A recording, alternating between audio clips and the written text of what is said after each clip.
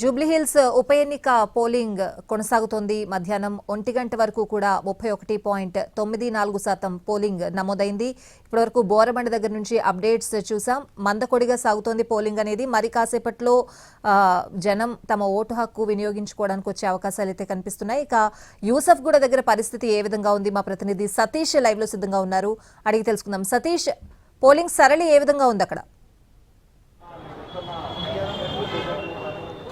Yes Swathi, ఈరోజు మధ్యాహ్నం 1 వరకు ఓవరాల్గా నమోదైనటువంటి 31% ఏ విధంగా ఉందో ఇక్కడ కూడా కేవలం 28% మాత్రమే నమైంది. ఇక్కడ మనం ఉన్నటువంటి యూసుఫ్ కూడా గవర్నమెంట్ స్కూల్లో మొత్తం 10 బూతులు ఉన్నాయి. 10 బూతులకు సంబంధించి ఇక్కడ పోలింగ్ కొనసాగుతూ వస్తుంది. అయితే ఇక్కడ ఉన్నటువంటి ఏరియా ఇటు కృష్ణానగర్, యూసుఫ్ కూడా, యాదగిరి నగర్తో పాటు లక్ష్మీ నరసింహనగర్ తో పాటు మరికొన్ని ఏరియాలు ఇక్కడికి వచ్చి ఓటర్లకు ఇక్కడ పోలింగ్ బూతులు ఇక్కడ ఏర్పాటు చేయడం జరిగింది. ఒకే దగ్గర 10 బూతులు ఏర్పాటు చేయడం జూబ్లీహిల్స్లో రెండవ అతిపెద్దదిగా చెప్పుకోవచ్చు. ఇక్కడ అంటే మధ్యాహ్నం వరకు చాలా తక్కువ జరిగింది. మధ్యాహ్నం తర్వాత పోలింగ్ ఎక్కువ జరుగుతుందని చెప్పి భావించినప్పటికీ కూడా అదేవిధంగా కొనసాగుతుంది, మందకొడిగానే కొనసాగుతుంది. చాలా తక్కువ మంది వస్తున్నారు. సాధారణంగా అయితే ఈ ఏరియాలో ఉండేటటువంటి వాళ్ళు కొంత మధ్యతరగతి వాళ్ళు ఉన్నారు, స్లమ్ ఏరియాలో ఉన్నటువంటి వాళ్ళు ఉన్నారు. కాబట్టి మధ్యాహ్నం తర్వాత పోలింగ్ వాళ్ళందరూ కూడా ఆఫీసులకు వెళ్ళడం, ఆ తర్వాత మధ్యాహ్నం తర్వాత జాబుల నుంచి వచ్చి ఈ పోలింగ్కు వస్తారనుకున్నారు. కానీ మధ్యాహ్నం తర్వాత కూడా ఇదే విధంగా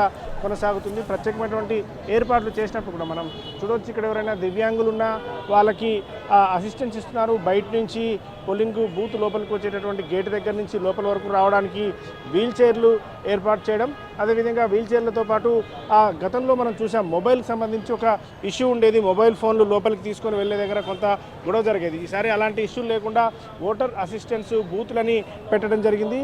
ఈ ఓటర్ అసిస్టెన్స్ బూత్ల ద్వారా మొబైల్ పూర్తి స్థాయిలో ఇక్కడే పెట్టి వెళ్ళే విధంగా కూడా పెట్టడం జరిగింది. దాదాపు ఇక్కడ 10 పోలింగ్ బూతులు ఉన్నాయి కాబట్టి కంటిన్యూగా ఈ పోలింగ్ బూతుల దగ్గర 10 స్టేషన్స్ ఏర్పాటు చేసి మొబైల్స్ తీసుకొని ఓటు వేసి వచ్చిన తర్వాత మళ్ళీ అదే మొబైల్ ఇచ్చేస్తున్నారు.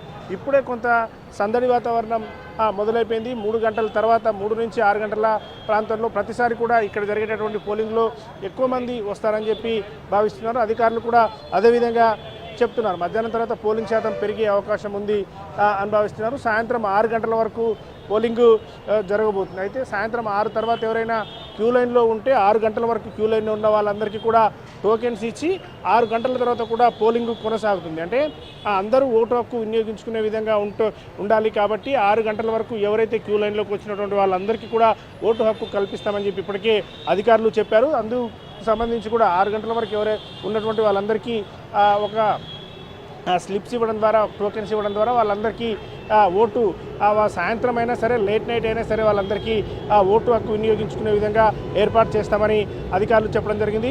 ఓవరాల్గా చూస్తే ఇటు జూబ్లీహిల్స్ నియోజకవర్గ పరిధిలో యూసుఫ్గూడ డివిజన్ చాలా కీలకమైనటువంటి డివిజన్. ఇక్కడే చాలా ఓటింగ్ ఎక్కువ నమోదవుతుంది అనుకున్నారు. అయితే ఇక్కడ ఈ డివిజన్ పరిధి మొత్తం కూడా చూసుకుంటే సాయంత్రం వరకు 55 నుంచి 60% మధ్యలో పోలింగ్ నమోదయ్యేటటువంటి అవకాశం ఉంది అనేది ఇక్కడ ఉన్నటువంటి అధికారులు, ప్రిసైడింగ్ ఆఫీసర్స్ చెప్తున్నారు. Swathi. Right Satish, thanks for the updates. Yusuf గూడ పోలింగ్ కేంద్రం నుంచి అప్డేట్స్ చూసాం.